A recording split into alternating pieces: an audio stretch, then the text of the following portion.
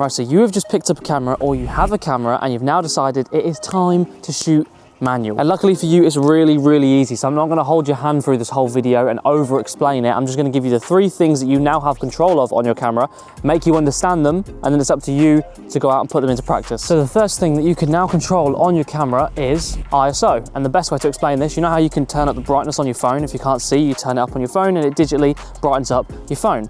That's what we're doing with the camera, basically. You can now turn your ISO, the higher the number, the brighter the photo is gonna get, the lower the number, the darker the photo is gonna get. And it's gonna internally, digitally brighten up your photo, and then when you take that photo, that's what it will look like. But you have to be careful of this, because the higher the number that goes, obviously we're artificially lightening up the photo, and what comes with that is something called noise, which is like grain in your photo. So you know, like you see them old-fashioned photos that have all that like grain and fuzzy bits in the camera. That's what's basically going to start to appear in your image the higher you go in the ISO. So you need to be careful with that. So yeah, that's ISO. It's really that simple. You can brighten it or darken it internally with your camera. See?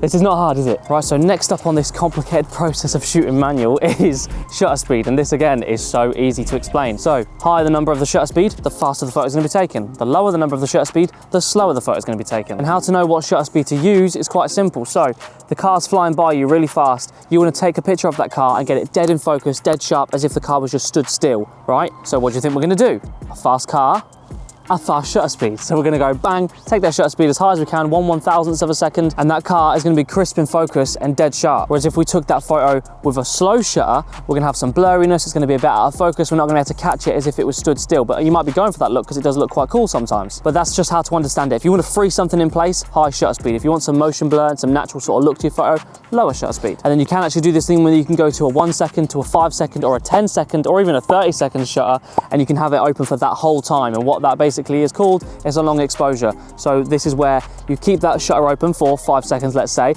Anything that passes through that frame in those 5 seconds is going to stay in the photo. So you can do this thing with light trails. I'll show you some on the screen now. We can get these really cool effects by keeping that shutter open for a long time, passing loads of light through it, and then the photo's taken with all that stuff in it. So yeah, that's shutter speed. You either take a fast photo or you take a slow photo, all right?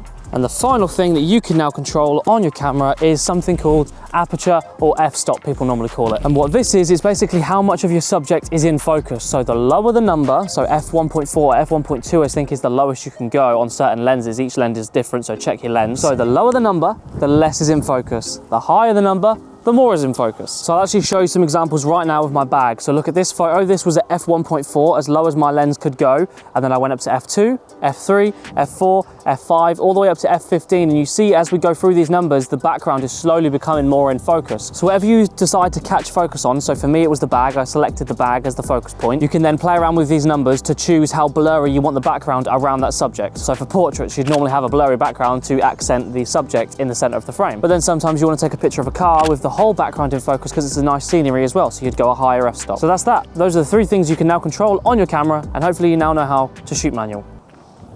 But that's not actually everything. So things start to get a little bit more complicated now when you actually go out and start to use these things. So to stop you from coming back to the comments and grilling me saying that I didn't give you enough advice, I'm actually going to show you what to do as these old people are staring at me from the car park while I'm filming. You'll start to run into some problems as if you lower your f-stop, well now the photo's too overexposed, but then I have to use this now, but then that's going to affect that. So you'll slowly start to realize that all 3 of those steps have to be synced together to be able to make the photo the way you want it to. You have to use all 3 at the same time. And I'm not going to over explain this and go too much into detail about every single situation you're about to run into with this. I'm just going to give you one situation and one solution that you can take into every single one of these things that you're going to run into. So the one example I'm going to give you is I'm shooting portraits, for example. I want that blurry background, so I'm going to go f1.4, and I actually should have explained this earlier. F-stop, the lower the number, the wider the lens is, it lets in more light, and then the higher the number is, it actually closes that lens and makes a tiny little hole for less light to get into. I should have said that earlier, but basically the lower the number is going to overexpose your image now. So what do? Well, I want the low shutter as well because I want the motion and the blurriness in the background. Well, you can't have both. Unless you've got an ND filter on, which I have right now, which is like sunglasses for your camera.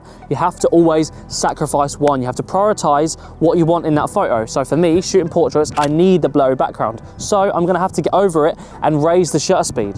That's it. Right now, I'm on a low shutter. I'm at 150 recording and I'm at f6. Whereas if I lower this to f2.8 and then step back into the camera, I'm now overexposed. You can't have both. So I have to raise my f-stop and get over it, so then I can actually have a nice looking image that's not too overexposed. All right, so that's what you'll take into every situation. Prioritize what you need in that photo and then sacrifice something else. And always think simple. There's always a simple, logical explanation to why your photo isn't the way you want it to be. The photo's blurry, but the car's driving really fast and it's still blurry. Take a faster photo. Simple explanation. So hopefully that helped. And don't expect to now be amazing at shooting photos. It takes time. You now know how to do it. I've given you the steps on how to shoot manual, but it's now up to you to actually go and put those into practice. It's like driving manual in a car. If you don't drive manual, then sorry. But if you drive manual, you know how to do it, but you're shit at doing it. You stall a couple of times, you're a bit clunky while driving, but then give it a couple of months, a couple of years, you can now drive manual without even thinking about it. You just do it. It's second nature. It's exactly what's going to happen with this. So don't expect to watch this video and now be a pro. Just know that the more you do, the more you'll learn. Or what's the phrase? Practice makes perfect, or the more you put in, the more you get out. I don't know. The more you do it, the more you'll be comfortable with it and it'll become second nature. So hopefully that helped you out. If you want to help me out, click subscribe and I'll see you in the next video.